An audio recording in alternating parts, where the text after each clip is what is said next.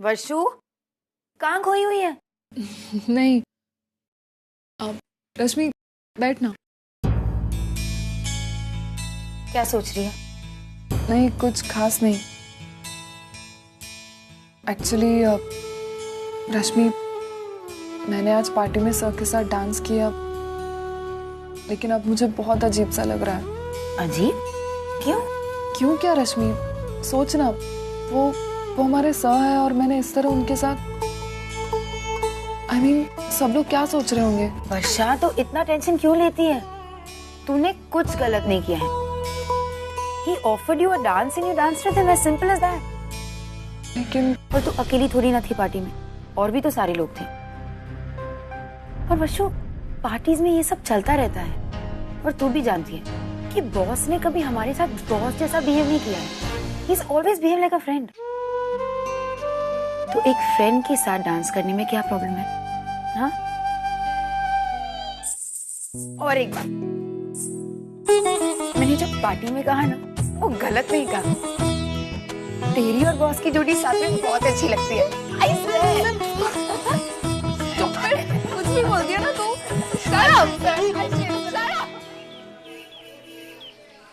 गुरुर्ब्रह्मा गुरुर्विष्णु गुरुर्देवो महेश्वर गुरु साक्षात् परब्रह्म तस्मै श्री गुरुवे नमः।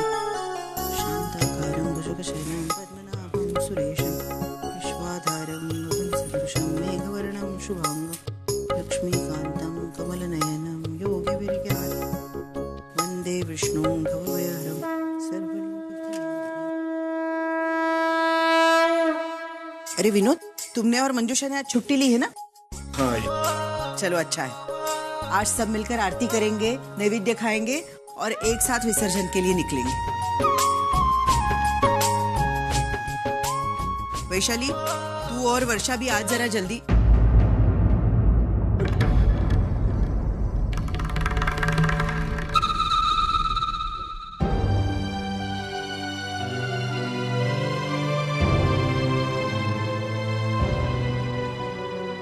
इतने सालों में पहली बार ऐसा हुआ है। नवरात्रि का नैवेद्य खाने के लिए हमारे साथ हमारी वर्षु ही नहीं।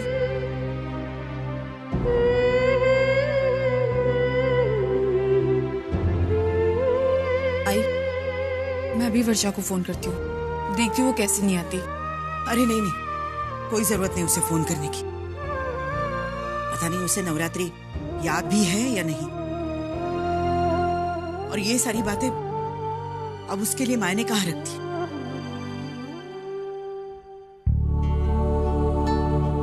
अच्छा सुन, पंडित जी को दान देने के लिए वस्त्र लाने हैं और कुछ फल भी लाने हैं। तू बाजार जाकर लाएगी? विनोद। हाँ बेटा, जरा इसे 1000 रुपए देना। हाँ, मैं लेकर आता हूँ। हो गया?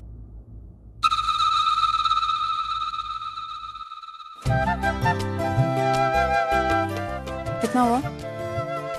500 रुपया। भैया,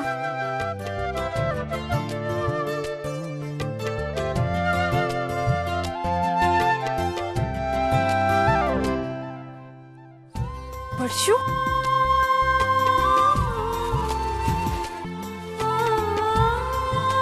वर्षु, ताई, ताई तुम कैसी है? तू? बिल्कुल ठीक हूँ। ताई तुम कैसी हो? और घर में सब आई वक्त?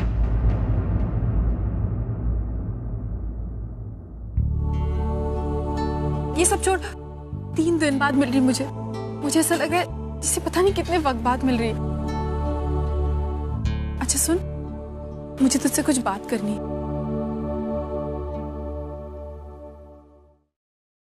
वर्षा देख, घर में सब लोग साथ बैठकर देवी का प्रसाद खाएंगे, उनका आशीर्वाद लेंगे, लेकिन तू वहां नहीं होगी। तू बता, ये अच्छा लगेगा क्या? मैं मानती हूँ कि तू आई से गुस्सा है, मैं ये भी मानती हूँ कि तू दादा से भी गुस्सा है, लेकिन एक बात बता, भगवान से किस बात की नाराजगी? देख, मेरी बात मान, आज के दिन, सिर्फ आज के दिन तू घर चल। नहीं ताई प्लीज, मुझसे ये नहीं होगा। क्यों नहीं होगा वर्षु? ताई, जिस दिन मैं घर की चौखट के बाहर आ गई थी, उसी दिन मैंने तय कर लिया था कि जब मैं कुछ बन जाऊंगी तब घर वापस आऊंगी। लेकिन वर्षु, तू उस घर में रहकर भी बहुत कुछ बन सकती है। नहीं ताई, उस घर में रहकर मैं कुछ नहीं कर पाऊंगी। तुम्हें पता है, मेरी हालत एक पेड़ की तरह हो जाती है जिसकी जड़ें बांध दी गई हो। ताई, मैं फिर से अपने सपनों को कुर्बान नहीं कर सकती। वर्षु, क्या अपने सपने अपनों से ज्यादा प्यारे होते? मैं ऐसे नहीं कह रही हूँ ताई, लेकिन मैं एक अलग इंसान हूँ। मेरा अपना एक वजूद है, मेरी अपनी पसंद नापसंद है, मेरी पहचान है, मेरी चाहते हैं। मैं इन सब की कुर्बानी नहीं दे सकती। और ताई, तुम मुझे एक बात बताओ, हमारे घर में रहकर क्या मैं ऐसे कपड़े पहन पाती? आई मुझे परमिशन देती? नहीं देती, क्योंकि उसके हिसाब से जो लड़कियां ऐसे कपड़े पहनती है वो बिगड़ी हुई होती है। लेकिन ताई, तुम ही मुझे बताओ, यहाँ इतनी सारी लड़कियों ने ऐसे कपड़े पहने, क्या ये सारी लड़कियां बिगड़ी हुई हैं? ताई, सलवार कमीज और साड़ी की तरह इन कपड़ों ने भी पूरे तन को ढक दिया है। लेकिन नहीं, आई को ये बात कभी समझ में नहीं आएगी। तुम्हें पता है आई की प्रॉब्लम क्या है? उसने अपनी आंखों पर एक चश्मा पहन रखा है जिस वजह से उसको पूरी दुनिया काली नजर आती है। तो ऐसे कैसे? ताई प्लीज, मुझे लगता है ये बातें करके हम अपना वक्त जाया कर रहे हैं। I mean, इन बातों से कुछ हासिल नहीं होने वाला। मैंने तुमसे कहा ना, जब मैं कुछ बन जाऊंगी तभी घर वापस आऊंगी।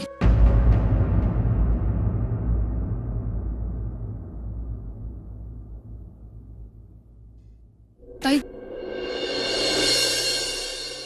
वर्षु, बड़ी मैं हूं ना? ताई, लेकिन कमाती तो मैं हूं ना। प्लीज मुझे देने दो।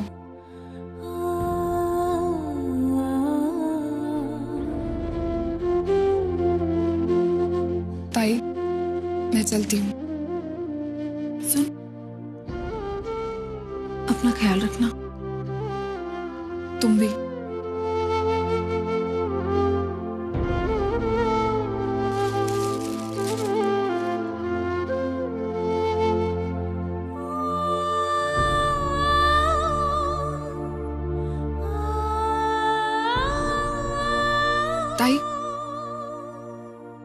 ताई, घर में सबसे कहना कि वर्षा ने पूछा उनके लिए।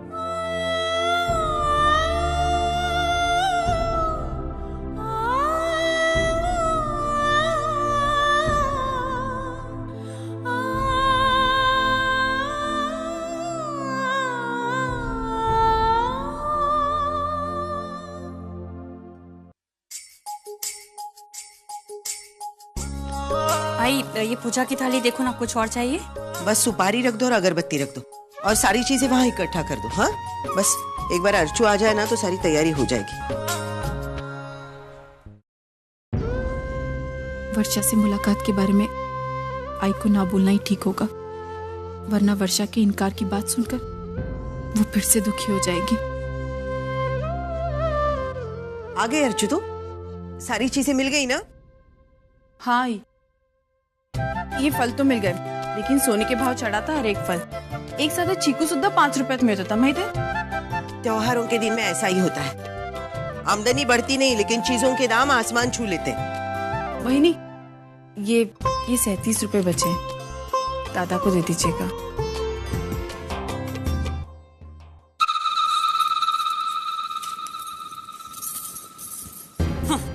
950 रुपए तो उड़ा कर आई है महारानी, और ये 37 रुपए मुझे देकर पता नहीं क्या जताना चाहती है।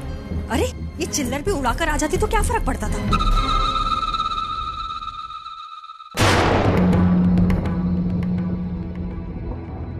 विनोद, ये लो। क्या है ये?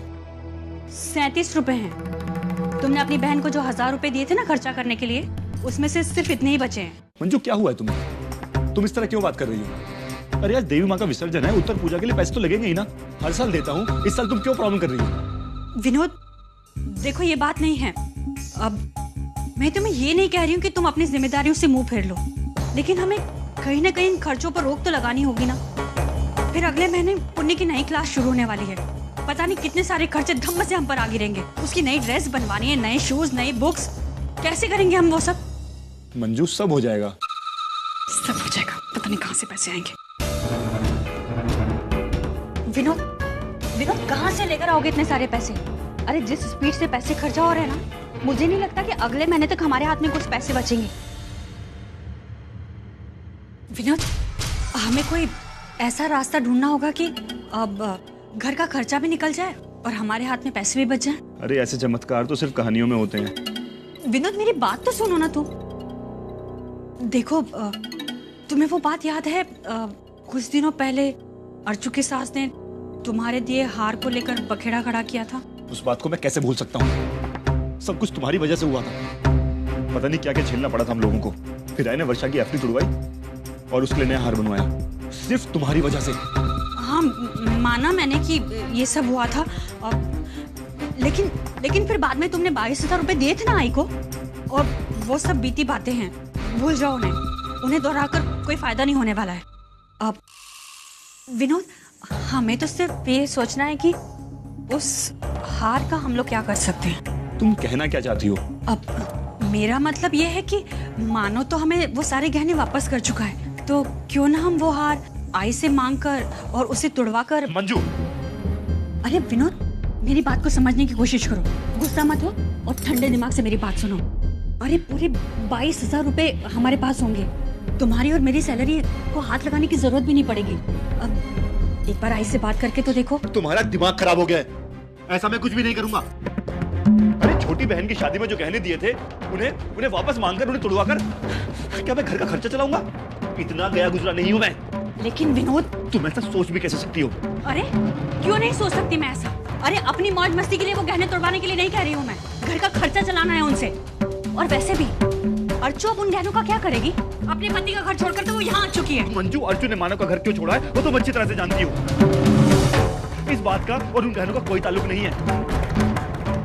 वो गहने अर्चू के थे, अर्चू के हैं और हमेशा अर्चू के रहेंगे। अगर किसी ने उन गहनों को हाथ लगाया तो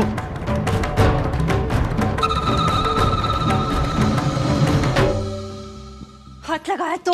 अरे बहुत प्यार आ रहा है ना अपनी बहन पर। अरे वही बहन जब एक दिन तुम्हारी जेब खाली करके हाथ में कटोरा थमा देगी ना, तभी पता चलेगा। तब मैं देखती हूँ कौन सा रिश्ता काम आएगा।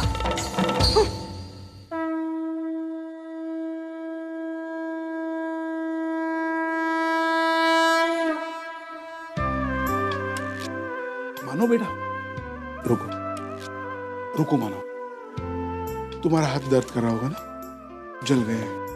मैं उठाता हूँ इस बार। नहीं काका, हर साल मैं विसर्जन करता आया हूँ, इस साल भी मैं ही करूंगा। देवी माँ ताकत देंगी मुझे।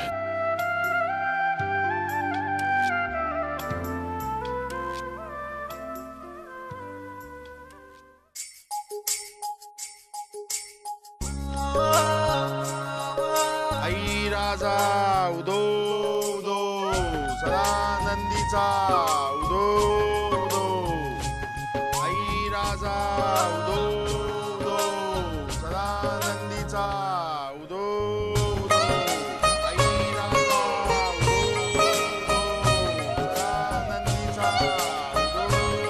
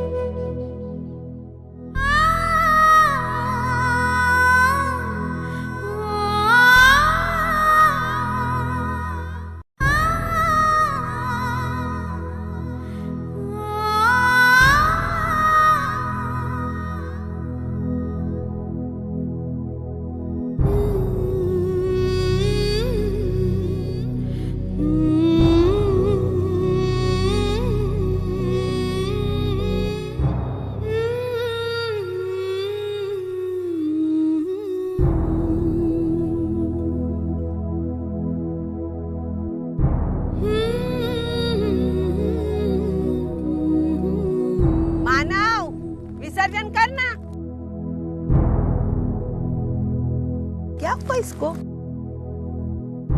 ए मानव, विसर्जन करना।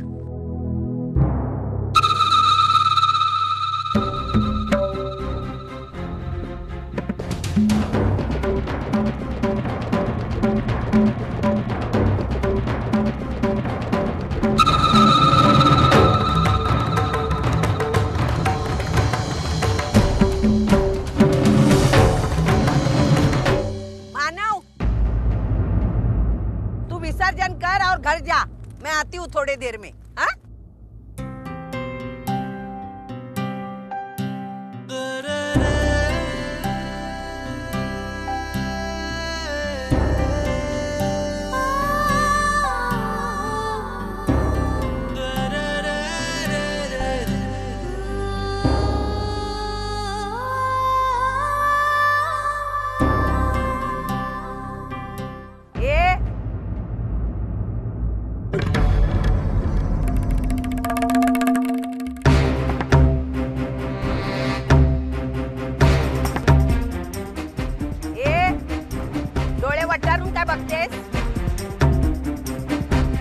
आंखें फाड़ फाड़ कर क्या देख रही है?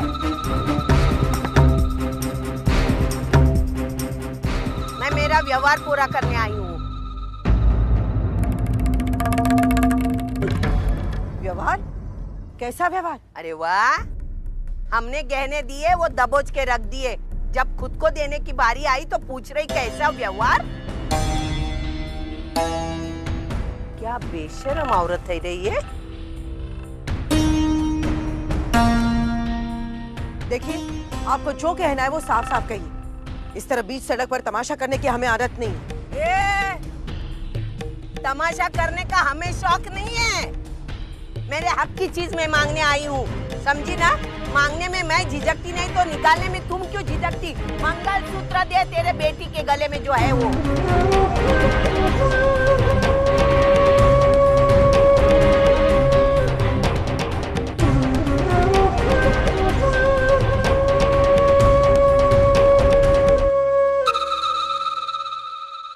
तुम्हारे गहने हमने बिना मांगे लौटा दिए कि नहीं? दिए कि नहीं? ऐसे अभी लौटाने की उम्मीद तुमसे रखना। और ये मंगलसूत्र, पवित्र मंगलसूत्र, तेरी नौटंकी बाद लड़की के गले में शोभा नहीं देता, इसलिए मांगने आई हूं मैं। देखिए सविता जी, तुम लोग अमीर है ना, तुम्हारा एक गहना जाने से तुम्हें कोई फर्क नहीं पड़ता, लेकिन हमें हमारा मंगलसूत्र वापस चाहिए। ये गहना मेरे मानव ने पहनाया है और इसका और मानव का भी कोई रिश्ता नहीं है।